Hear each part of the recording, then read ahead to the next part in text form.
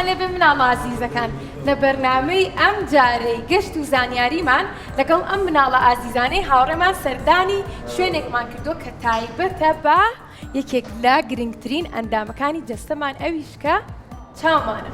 ئەمڕۆ لە گەشتەکەمانە پێمان خۆشە لەگەڵ مناڵە ئازیزەکان پێکەوە چەند زانیاریەکی بەسوود وەربگرین لەسەرەوەی کە چۆن بتوانین پارێزگاری لە چاومان بکەین لە کەسبوو لەگەڵ ئەوەشە ئەگەر چاوەکانمان کەس بێت چۆن پارێزگاری بکەین کە زیاتر بەرەو کەسبوو نەڕوات و چەند زانیاریەکی تریش.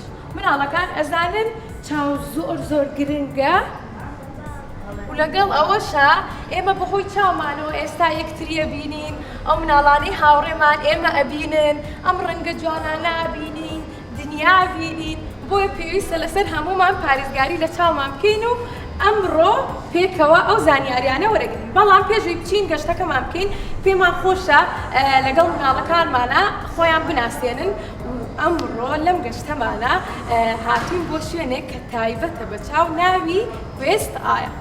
با سەرەتا مناڵەکانیش خۆیان بناسێنن. چۆنی؟ باش. تۆ ناو چییە؟ لێوان. لێوان دڵخۆشی ئەمڕۆ لە گەشتەکەمانە لەگەڵمانای؟ بەڵێ. زۆر باشە. چۆنی؟ باش. تۆ ناو چییە؟ من ناوم ئایلا. چەند ساڵی؟ 6. هەر بژیت ئەزانی ئەمڕۆ بۆ گەشتەکەمان لێرە کردووە؟ بۆ ئەوەی کە چەند زانیاریە وەربگرین لەسەر؟ لەسەر چاو هەر بژیت. ناو چییە؟ لیا. لیا؟ دڵخۆشی ئەمڕۆ لەگەڵمانای؟ بەڵێ. زۆر باشە. تۆ ناوتیە؟ لازی. لازی؟ بەخێر بێی بۆ گەشتەکەمان. ئەتوانی پێمان بڵێ یەکێک لە گرنگیەکانی چاو چییە؟ بینین هەر بژیت. تۆ چۆنی؟ باشم. باشیت؟ چاویلکەشت لە چاوایە؟ بەڵێ. کاتە ئەمڕۆ باسی ئەوەکەین چۆن بتوانی زیاتر پارێزگاری لە چاو بکەیت و بۆ ئەوی کە بەرەو کەستر نەڕات. زۆر باشە بەخێر بیت. تۆ لەگەڵ براکەت هاتووی؟ بەڵێ. کوڕەکەم بینی ڕێک شێوەی تۆ بوو. با بزانین ئەم ناوی چییە؟ چۆنی؟ باشم. تۆ لەگەڵ ئەو برایە وابزان دوانن؟ بەڵێ. تۆ گەورەتریان ئەو؟ بەڵێ من گەورەتر. تۆ چەندێک گەورەتری؟ وڵا 5 دقە. 5 دقە. تۆ ناو چی بوو؟ لارستا. لارستا زۆر باشە بەخێر بیت. خۆش. چۆنی؟ باشم. ناو چییە تۆ؟ لاوی. لاوی؟ وابزانم تۆش پێشتر چاویل کرد لە چاوەکرد؟ بەڵێ. بەڵام ئێستا لاو بردووە. بەڵێ. کاتە مناڵەکان ئێوەش بەردەوام چاویلکەکانتان بۆ ئەوانی کە چاویان کزە بەردەوام چاویلکەکانتان بکەنە چاوتان بۆ ئەوەی وەکو ئەم هاوڕێیەمان چاوەکانتان چاوێتەوە. زۆر باشە بەخێر بیت. تۆ ناو چییە؟ پەپولە. پەپولە بەخێر بیت. خۆش بێت. زۆر دڵخۆشین ئەمڕۆ لە گەشتەکەمانە لەگەڵمانای. کەواتە با پێکەوە لەگەڵ مناڵەکانی هاوڕێم بڕۆین گەشتەکەمان دەست بکەین.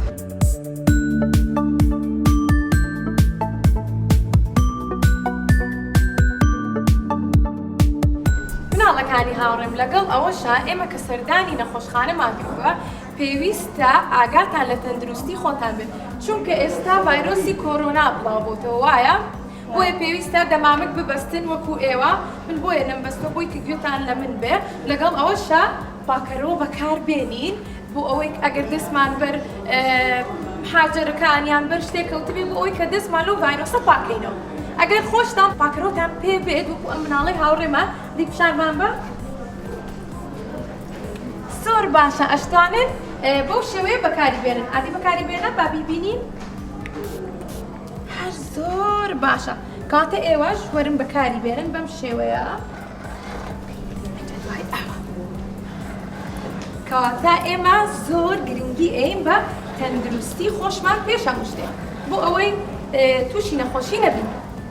مناڵەکانی هاوڕێمان با بۆ مناڵانش بڵین کە ئێستا تەماشامانەکەن ئەم مناڵە ئازیزانەمان ئەمڕۆ لە گەشتەکەیە پێمان خۆشە کە سوودمەند بن بۆیە سەرەتا ئەڕۆین پشکنینی چاومانەکەین بۆ ئەوەی کە بزانین چاوەکانمان تا چەندێک تەندروستە.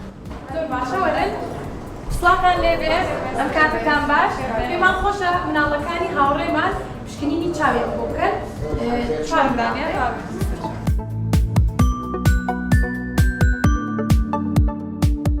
لەگەڵ ئەوەشە مناڵەکانی هاوڕێمان ئەوانەی کە ئێستا تەماشامانەکەن ئەم جیهازە وەرقەیەکیان داناوە کاغەزێک بۆ ئەوەی کە بۆ هەر کەسێک یان بۆ هەر مناڵێک یان بۆ هەر گەورەیە کە بەکاری ئێهێنێ دواتر فڕێ بنێ و دانێکی تر بەکاربێنن واتە ئاگایان لە تەندروستی ئێمەشە. دکتۆرتان پرسیارێکی لێ بکەم ئەم پشکنینە هیچ زیانێکی لاوکی نییە بۆ مناڵەکان؟ نا ئەمانە فەحسی سەرەتاییە زەختی چاو و دەرەجەی چاوە ئێمە فەحسێکی سەرەتاییان بۆکەین لێرە و ئەنجە دوای ئەیبێنە لای دکتۆر لەسەر خۆی بینێ و مەجموعەی فەحسی بۆ زۆر باشە دەست خۆش دەکەن کەواتە مناڵەکان ئەم پشکنینە زۆر ئاسانە بۆ ئەو مناڵانەی کە ترسیان هەیە یاخود بیرەکەنەوە کە چۆنایی بێت بەم شێوەیە پشکنینەکە ئاکرێت و زۆر بە ئاسان بەبێ هیچ ئازارێک. زۆر باشە پرسیارێک بە مناڵەکانی هاوڕێمەوت چاویلکە بەکارێنن بۆچی ئەو پرسیارە بکرد؟ پشکنینەکان فەرقەکە لە بەروی ئەگەر یەکێک عینەکی پێبێت پێویستە عینەکەکەی فەحس کرێ بۆ ئەوەی دکتۆرەکە دوای ئەوەی کە ئەم فەحسانەی بۆکە بزانێت تا چەندێک دەرەجی چاوەکەی گۆڕاوە پێشتر دەرەجی چاوی ئەگەر کەمتر بوو بێ یان زیاتر بوو بێ بەپێی عینەکەکە دەرەکەوێت بەپێی ئەوە ئەگەر دەرەجی چاوی گۆڕا بێ عینەکەکەی بۆ ئەگۆڕێت دکتۆر ئەگەر هاتو وەکو خۆی بوو هەمان عینەک بەکارێنێت. ئەی ئەگەر لای بردبێت چاوەکەکە و ئیستا چاوی کێشەی نەبێت پێویست ناکات بەحسی پێش و تریکە بهێنێتەوە؟ ئەگەر عینەکەکەی لابرد بێ بەڵێ عادەتەن ئەوە دکتۆر قەرارەیەت ئەگەر عینەکەکەی لا ببات یاننا چونکە عادەتەن ئەو مناڵانەی کە عینەکە ئەکەن بە پێی دەرەجەکانیان ئەگۆڕێت لە کەسێکەوە بۆ کەسێکی تر دکتۆر فەحسی سەرەتاییەکان ئەبینێتەوە کۆنتر لەگەڵ تازەکان مقارنەی ئەکات ئەگەر هاتوو دەرەجەکەی گۆڕا بوو بە کەمتر یان بە زیاتر دکتۆر بۆی دائەنێ ئایا عینەکەکە بەکار ئەهێنێتەوە یان نایهێنێت یان بۆی دەرەجەکەی بۆ زیاد ئەکا یان بۆی کەمەکە. زۆر باشە پرسیارێکی تر هۆکاری ئەوەی کە مناڵەکان زۆر مۆبایل و تابلێت بەکارێنن چاوەکانیان زیاتر زیان بەدڵنیای و زیانی تێگات بەڵام لە ڕووی دووربینەوە یان نزیک بینی کێشەی ئەبێت. طبعا زیاتر زیانی پێگا زیاتر عزێتی چاوەکە ئايات دکتۆر دایمەن ڕێنمایی ئەوەیان نەکات کە زیاتر کتێب بخوێنەوە لەوەی کە ئایپاد و مۆبایل بەکاربێنن. چالاکیەکە بۆ ئەوەی کە بەڵێ خوێندنەوەی کتێب زیاتر چالاکیەکات چاوەکە لە کزی دووریەخا و چالاکتریەکە بەڵام ئەگەر هاتوو ئایپادیان مۆبایل بەکاربێنێ دکتۆر ئەو شتا لی دوورەخاتەوە تەنها کتێب خوێندنەوە ئیسیفادەی هەیە. زۆر باشە.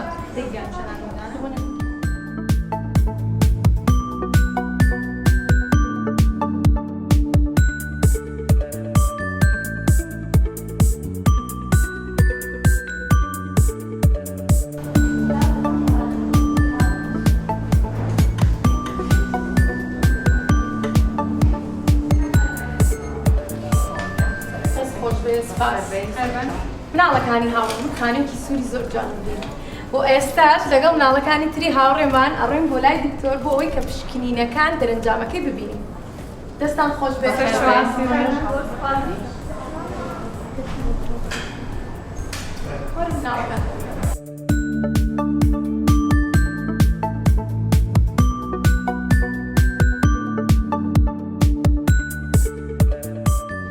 ئێستاش لەگەڵ ئەم مناڵە ئازیزانەی هاوڕێمان پێکەوە پشکنینەکانمان وەرگرتوتەوە و پیشانی دکتۆریین. با پێکەوە بڕۆین. ئامادەن؟ با بڕۆین. سڵاوتان لێبێ. باشن؟ زۆر باشە. ئێستا لەگەڵ مناڵەکانی هاوڕێمان هاتین بۆ ئێرە بۆ ئەوەی کە پشکنینەکان پیشانی دکتۆر بینەوە بزانین کە چیمان پێ ئەڵێ. سەرەتا بە لە مناڵێکی هاوڕێمەوە دەست پێکەین کە ناوی کۆسارە. ئۆسار؟ فەرموو. کامتان تۆی؟ بەخێر بن. زۆر سپاس. ئۆسار فەحسەکە و بە بە دکتۆر خۆشە لێرە دانیشە. Zor başa. Ne zamandan beri gözlük takıyor? Leke kava aynek bakara henit. Neymiş 4 sene. 4 yıldır. 4. Evet. Peki kapatma yapıyorlar mı? Hiç kapat kirdin lezgeyle çav kapatake hiç temrine kiteyle malava. Yok hocam. Bir karşıya baksın bakalım. Seri beramberi xoka. Bir gözlüklerini çıkarsın. Aynaka kanat vala beyn. Pal bara wala ser kursiyeka bro duava. Sol gözünü. Tamam. Mesela. Sol bu değil mi? Değil. Bu. Evet. Seri beramberi xoka. O çantalar waki bo kyo kirawa tawa. Ebini? بەرامبەر بۆ کێوە کراوە بۆ خوارەوە بۆ سەرەوەیە ئەمە ئەمە ڕووی چەتاڵەکە بۆ کوێوەیە ئێستا çatalaka ڕوەکەی ئەوهایە ئەوهایە Elimi görüyor mu? دەستی دکتۆرە بینی Efendim? چەند پەنجەیە زۆر باشە ئێستا زۆر باشە ئێستا زۆر باشە O şeye ئەی ئەو baksın چەتاڵە peki. ڕوە کراوەکەی بۆ کوێ بۆ سەرەوەیە بۆ خوارەوەیە بۆ سەرەوەیە باشە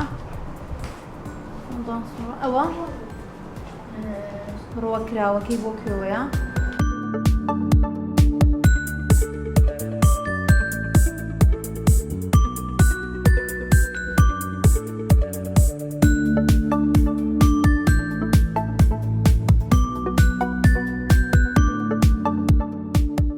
مناڵەکانی هاوڕێمان ئێوە دەتوانن سەردانی نەخۆشخانەکەن و ترستان نەبێت لە نەخۆشخانە یان خۆت پزیشکەکان چونکە پزیشکەکان بۆ خزمەتی ئێمە کراون و خزمەتمان پێکەن کە ئاگیان لە تەندروستی ئێمە بێت بۆیە ئەمڕۆژ ئێمە سەردانی نەخۆشخانەمان کردو و پێم خۆشە پێکەوە چەند پرسیاری بکەین لە دکتۆر و ئێوەش لەگەڵمانە بن و بەردەوام سێرمان کرد سڵاوتان لێبێت دووبارە پێم خۆشە پرسیاری ئەوتان لێ بکەم کە وەکو چۆن پشکنینتان بۆ ئەم هاوڕێم کرد نیشانەکان چییە kە مناڵێک çavi kız دەبێت Kız. Hocam diyor ki muayenetiniz bu çocuğu için.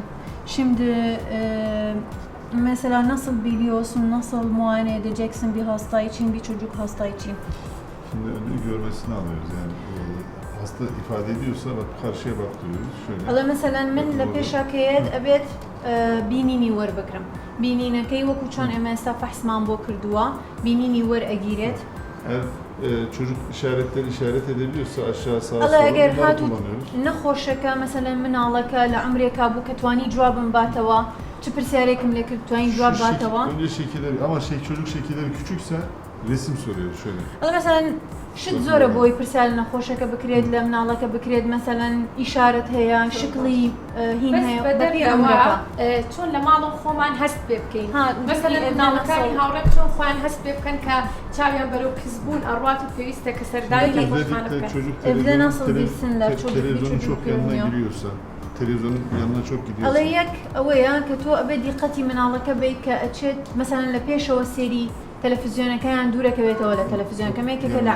نیشانەکان Aldığı cisimleri görmek için böyle gözüne yaklaştırıyorsa şu şekilde böyle yaklaştırıyorsa. ئەڵێ کە سێری شتەکە زۆر نزیکە کاتەوە لە خۆیان یاخود چاوی ئاوادەی Gözünü kısıyorsa şey yapıyorsa. ئەڵێ گەر چاوی بچووک بکاتەوە بۆ تەرکیزکردن ئەوە شەڕیەکەکە لە نیشانەکان Bir de özellikle okul dönemi çok önemli. Özellikle okullarda tahtayı görmekte kalmış. ئەڵێ خاستان لە فترەی مەکتەب کە ئەچێتە مەکتەب ئەبێ بزانی ئایا تەختەکە ئەبینێت دیقەتی ئەوە بن ئیتر مامۆستای دایک و باوکەکەیە ئەبێت متابعی و نەخۆشە ئەو مناڵە بکرێت لە دوورەوە دانیشێت ئاگەی لە تەختەکەیان ئەبێ بڕواتە پێشەوە ئەڵێ لەو کاتە ئەتر زۆر بەباشی Yani دەرەکەوێت şikayet olsa da olmasa da çocuğun okul öncesi kesinlikle bir göz doktorundan muayene olması lazım. ئەڵێ موشکیلی هەبێت نەیبێت تۆ ئەبێت پێش ئەوەی بچێتە مەکتەب فەحسی چای بۆ بکرێت زۆر باشە دەست خۆش بێت زۆر باشە ئێستاش مناڵێکی ترمان پشکنینەکەی وەرەگرێتەوە دکتۆر پێمانەڵێ کە پشکنینەکە چۆنایی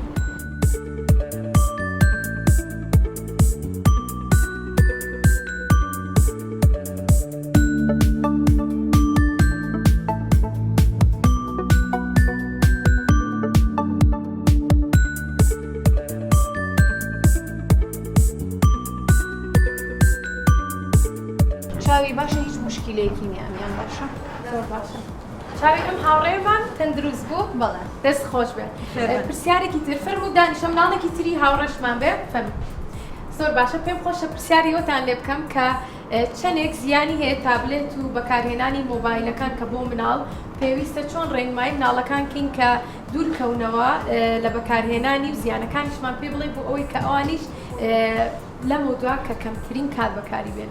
Ya zaten bu korona sürecinde, bu süreçte, hastalık sürecinde mecburen artık hepimiz mecburen Zoom'da eğitimden dolayı bilgisayar kullanmak zorunda kaldık, kompütür. ئەڵێ لەبەرەوەی کە ئێستا فترەی کۆرۆنەیە ئەم نەخۆشیە بڵاوە هەمووی لە ماڵەوە مەجبورە ئیشەکات و هەم کۆمپیوتەرەکەش Yani بەکارەهێنێت uzak durmak mümkün değil yani. ئەڵێ مشکلەکە وای ناتوانانی دوورکەویتەوە لێ.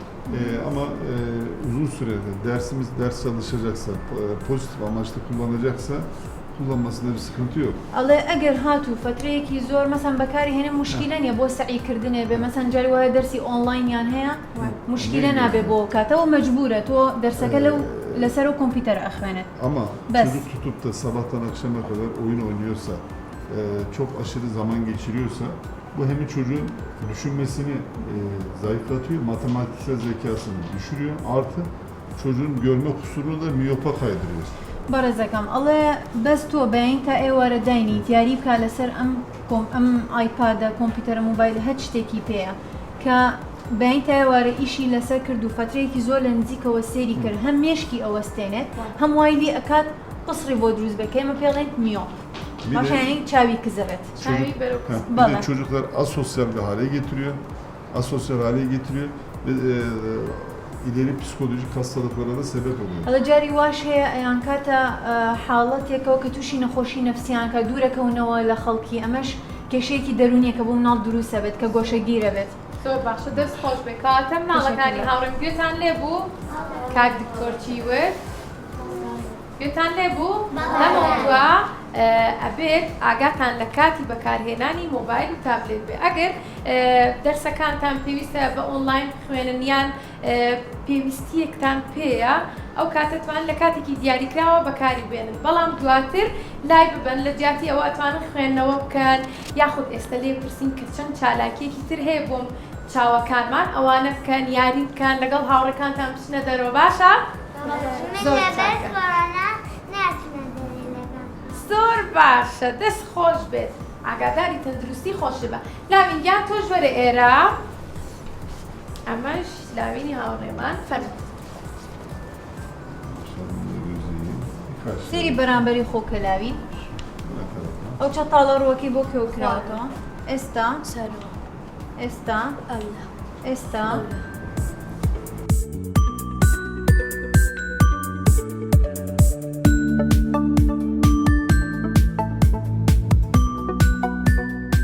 ئەم جیهازە بەکارەهێنرێت بۆ ئەوەی کە بینینی نەخۆشەکە وەربگیرێت کە عادەسە وەکو چۆنڵی لە شوێنی ترە هەمانە عینەکێکی گەورە بۆ دان عادەسەکە گەورم بەستۆ بە جیهازەکە بۆ دەکات هەم بۆ دەرەجەی چاوەکە هەم ئۆتۆکێشی بۆ بەکارەهێنرێت بێجگەلەوەش ئەم قسمەیشی بەکارەهێنرێت بۆی لە نزیکەوە سێری بکرێت ئەگەر مشکلی شەبەکێت هەبێ مەسەلەن حساسیەتت هەبێ هەر شتێک هەبێ لە چاوەکە بۆ جیهازە ئەوەش دەرەکرێت. دەست خۆش بێ کاتە پێمان خۆشە پێمان بڵێ کە چەند نەخۆشی چاو هەیە kە لە مناڵە ئەبینرێت و تا چەندێک زیانیان هەیە بۆ چاوەکان. Normalde zaten Genellikle. Şimdi şöyle. Normal zaten yılda bir sefer göz muayenesine geçmesi gerekiyor. ئەڵێ هەموو مناڵێک عادەتەن ئەبێ ساڵی جارێک بێت بۆ فەحس ئەوە شتێکی Gözdeki Routine. hastalıklarına göre biz onu sıklığını değiştiriyoruz. Mesela hastada problem varsa ayda bir, 3 ayda bir, 6 ayda bir onu değiştiriyoruz. Yani. متابعەکە حەسب وەک چۆنڵی مشکلەی نەخۆشەکەیە نەخۆشەکە جاری وهەیە پێویستەکە مانگی جارێک بێت جاری وهەیە پێویستەکە 3 مانگ جارێ بێت جاری وهەیە پێویستەکە 6 مانگ جارێ بێت ئەوە متابعەکانی پێڵێتەوە دەست خۆش بێ چەند نەخۆشی هەیە کە لە چاوە ئەبینرێت لە هەستاڵێکی چی مناڵە. ne kadar var kaç tane var Ya mesela çok hastalık var ya. Bir sürü hastalık var. çocuklar için özellikle Çocuklarda özellikle görme kusuru çok fazla. Birinci ئەڵێ لە öncelikli olarak. نەخۆشی کە تووشی مناڵە بێ یەکەم شت کزی چاوە ئەمە یەکێکە لە شتەکان Alerjik konjüktivitler var ağırlıklı olarak. حساسیت ئەوەش Hassasiyet o çok önemli. ئەوەش یەکێکە لە Özellikle خاڵمەکان Doritos, Cheetos, Potos market şeyi yedikleri için çocuklar özellikle dışarıdan alerjen çok alıyorlar. کە Bunlar ئەوە da alerjik hadiseleri artırıyor. ئەوەش عیلاقەی بەسەر وەک چۆڵی طبیعەتی خواردنەکەی کە ئەی خوان ئێستا عادەتەن تۆ جبسە خوان ئەستە لە ئەخوات ئەم شتان خوا لە دەرەوە ئەوانە تووشی حساسیتەکە تووشی نەخۆشەکە تووشی حساسیتەکە خاستان مناڵ کاتی پرسیارێکی ترم لا دروست بوو چ خواردنێک تەندروستە بۆ ئەوەی کە مناڵەکانی هاوڕێم بیخۆن Nasıl bilmiyorsun? ne yemekler var iyi çocuklar için sağlıklı yemekler. Özellikle doğal yemekler yemeye çalışsınlar. Marketten değil de özellikle evde pişirilen yemekleri yemeleri gerekiyor. ئەڵێ ئەبێ محاولە بکەن لە ماڵەوە چی دروست سەکرێت ئەوە بخورێت نەشتی مارکێت نە خواردنی خێرا. بەڵێ بەڵێ Evdeki yemekler özellikle ev yemeklerine ağırlık vermeleri gerekiyor. Market, Ondan sonra hamburger, mayonez, ketçap bu tür hazır gıdalardan uzak durmaları الله gerekiyor. عادة أبد لفاست فود دور كونه ولا دروا خواردن نخرت شي لماله ودروس سكرت أو بخرة خاصة أو خواردني كمواد حافظة زوري Yani özellikle ceviz, الله جوز مثلا ceviz, زور kuru مهمة üzüm, شيء kuru üzüm, ميوش neviş, نێوش pe- pe- گوێزگوێتان لێ pe- مناڵەکان pekmez, pekmez doşavi خورما زۆر Ha, باشە o en güzel olan her gün yumurtalarını yiyecekler evde. الله به همو روجكيش هيل كبخوان Kesinlikle sabah kahvaltısı çok önemli. الله عادة بيانيان بريكفاست يعني ناني بيانيان زور زور مهمة Yani Zor sabah gibi. kahvaltılarını Zaten kesin bizim yapacaklar yani. الله أبد همو منالك ناني بياني بخوات ناني Yoğurt, بياني كم akşamları yine bir kase yoğurt yemeleri gerekiyor. الله مثلا ايواران أبد قابك ماست بخوات Bir de en önemlisi hareket yani. Her gün Allah Allah, yürüyüş muşi yapıp mümkün. bisiklet sürecekler, yüzecekler. Hareket çok önemli yani. الله حركة زور مهمة مثلا سبورت كا مثلا وقتنا الله رياضة بكات بجولات ملك كردنا دوغولي هاد شتيك بيت بس وانا اكتيفيتي هبت دەست خۆش تۆ توانیم بچیتەوە شوێنی خۆ پەپولێ هاوڕێمان کێ با بێتە ئێرە بەبینەکە خير بيت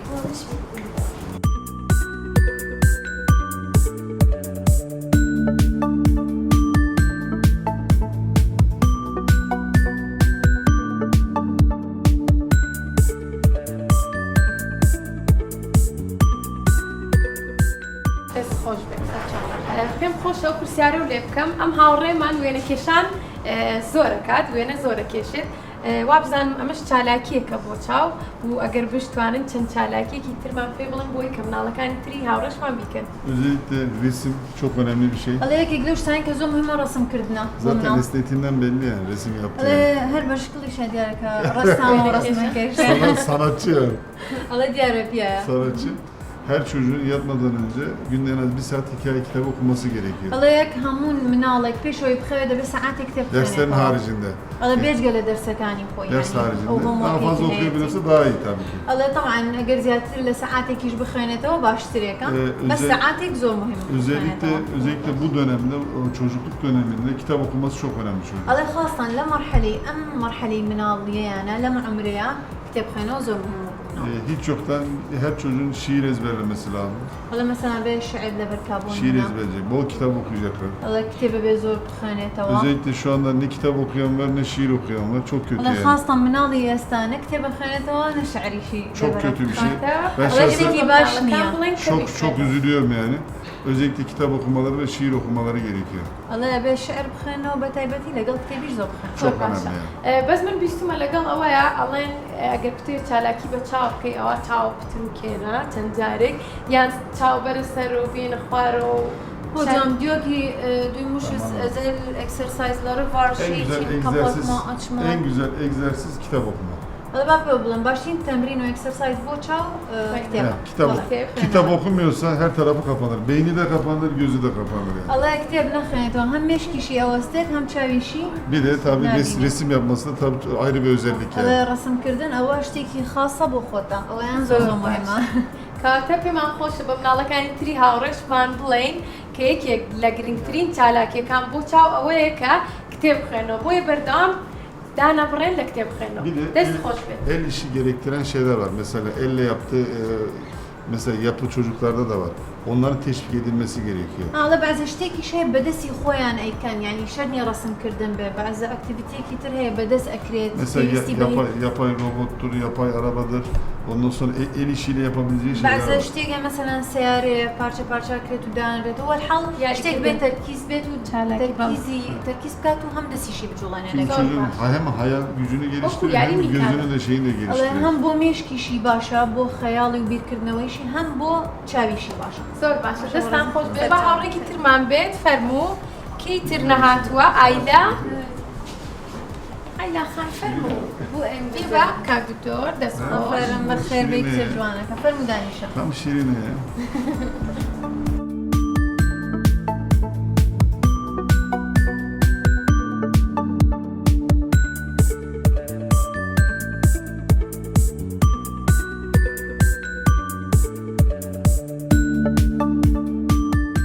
Ben bir şey دەست خۆش بێ ئەمە ناڵی هاوڕێمان چاوەکانی زۆر تەندروستە با مناڵێکی تر بێکەی تر میش ماشەڵڵا چاوی باشە سەری بەرامبەری خۆکە ئەو بۆ کێو کراوەتەوە زۆر باشە ئێستا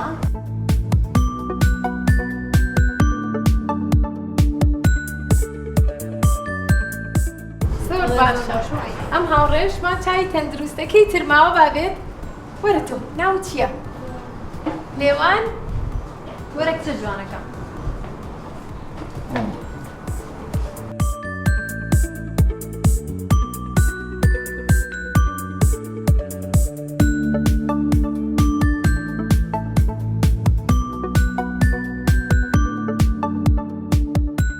دەستخۆشبێژانی لە ماڵە ئەو چالاکیانە بکەی کە ئەمڕۆ باسمان کرد باشە؟ کەی ترماوە بزانم یەک هاوڕێی ترمان ماوە تۆ ژوێنە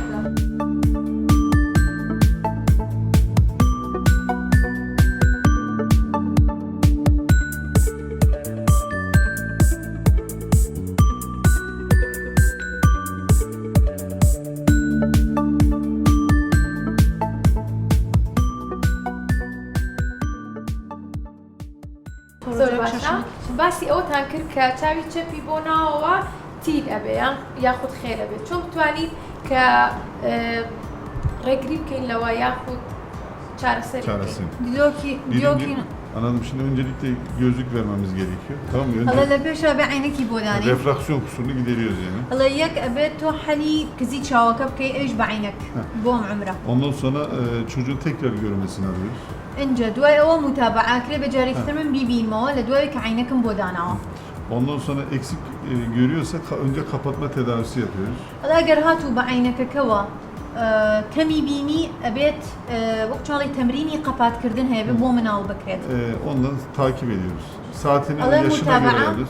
متابعة أكريت ساعاتك حسب عمرك كي توجه مثلا روجي كان ساعات وشاوق Özellikle kapatma döneminde çocuğa boyama, okuma, o tür الله aktivasyonlar خاصة yapıyoruz. لكاتي قبات كردنا أبد أو من الله بو يكشاوة كسيرك أبد تركيزي هبد الرسمة كاد مثلا Boyama. اشتخويني توا هتشتك بس بلا بس أبد شالاكي هبد لو كاتيا Bunlar çok önemli çünkü çocuğun beyin gelişimi yani bir 10 yaşından sonra kapatma yapsa da çok büyük faydası olmuyor. الله أمانة زور مهمة چونك تا عمرك محددة تا دصالية لدواي دصالي وهتشتكي بو بكي استفادة لنا كات He. Onun için kapatma tedavisi hem ailenin çok sıkı takip etmesi gerekiyor, öğretmenin çok sıkı takip etmesi gerekiyor. متابعة قبات كردنك هم للا عائلك وهم للا ما مصاكي شيء زور مهمة لمكتب يعني. Çünkü beyindeki görme merkezinin uyarılması küçük yaşlarda oluyor. Nasıl yani? Yani erken dönemde kapatmanın faydası var. الله چونك وەکو چاڵێ هەتا زووتر دەست پێ بکەی بۆ قەپات کردنە باشترێکە بۆی ئەمە هۆکارەکەی ئەوەیە کە بۆ جینات بۆیان ماوەتەوە یاخود چییە؟ دیۆکی بوو گێنێتیک مە Zaten birçoğu zaten genetik yani. ئەڵێ زۆربەی ویراسیە زۆر باش. لەگەڵ ئەوە شاهانێ جار مناڵەکان بۆ گاڵتەیان بۆ یاریکردن خۆیان چاوی خۆیان خێلەکەن یان یاریەکەنەوە تا چەندێک خراپ و pێویستە ئامۆژگاریان بکەین kە ڕێگری بکەین لەوەی kە diyor ki bazı çocuklar var oynuyorlar beraberle kendisi şaşılık yapıyor yani.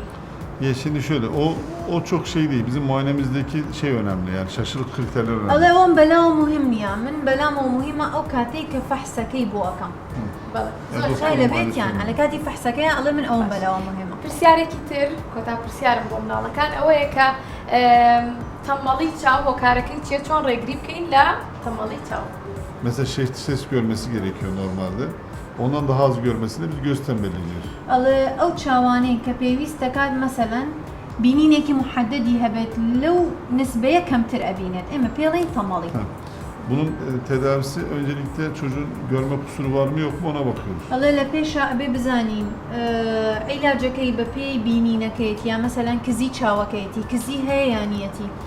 Tabii biz bir görme kusuruyuz ama bazı hastalıklarda da mesela keratokonus hastalığında, ondan sonra şebeke hastalıklarında bunlarda da görme az oluyor. الله إما استا تركيز خينا سر كزي تشاو بس مشاكلي تري تشاوي شيء مثلا نخوشي كيراتوكونس هيك بيلان قرنية مخروطية مشاكلي شبكية هي أما إيش هم يبين بسبب يوي كتشاوكا طمل بكار. Onlar da genel bir göz hastalıklarının muayene edilmesi lazım yani. الله أمانة دائما أبيت فحصك عن بو تشاويان بكريد يعني نخوشاني كا أو نەخۆشیانەیە جارێک پێویستە مناڵەکان O فەحسکرێت. fasillerin neticesinde tedaviye karar veriyoruz. Normalde standart her çocuğun yılda bir sefer muayene olması lazım. هەموو مناڵێک ساڵی جارێک ئەبێ بێتەوە بۆ فحص. Ama şikayet olursa doktor ona göre kontrole çağırır. بەس مشکلێکی هەبێ شتێکی هەبێت حەسەب حاڵەتەکەی دکتۆرەکە تر وردە وردە بەڵێ زۆر دیاریەکە باشە. فەرموو و شوێنی خۆ دەستان خۆش بێ ناڵەکانی هاوڕێمان هەمووتان پشکنینەکانتان وەرگرت کاک دکتۆر چی پێوتن پێویستە ئەوانە بکەن.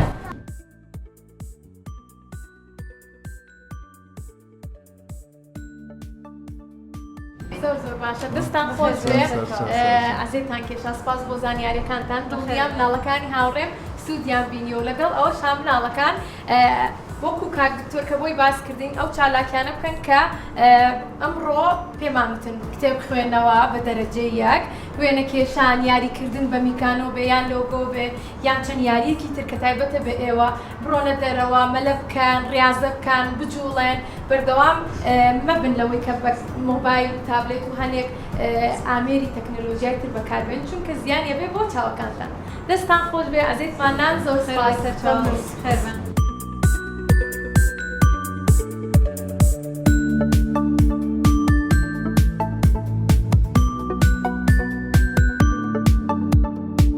گەشتەکەی ئەمڕۆمان لەگەڵ مناڵە ئازیزەکانی هاوڕێم کۆتایی پێهاو پێکەوە زۆر دڵخۆش بووین چەند زانیاریەکی بە سوودمان وەرکرد دڵخۆشم کە ئێوەش ئەو زانیاریانەتان لە ئێمە وەرگرتی بێت و زۆر سپاسی وێست ئایەکەین بۆ پێدانی ئەم دیاریە جوانە کە چەند پێنووسێکی ملەوەنی کە لەگەڵ ئەم پەرتوکەمان کە ئەتوانن لە ماڵەوە وەکو چالاکیەک بەکاری بێنن چونکە یەکێک لە چالاکیەکان بۆ پارێزگاریکردن لە کەسبوونی چامان وێنە کێشانە. زۆر دڵخۆشین پێکەوە ئێوەش دڵخۆشن؟ منیش زۆر دڵخۆش بووم ئەمڕۆ کە لەگەڵ ئێوەیا بووم. با پێکەوە کۆتایی بە گەشتەکەمان بێنین و ماڵ ئاوایی لە مناڵەکانی تری هاوڕێمان کەین. ماڵ ئاوا!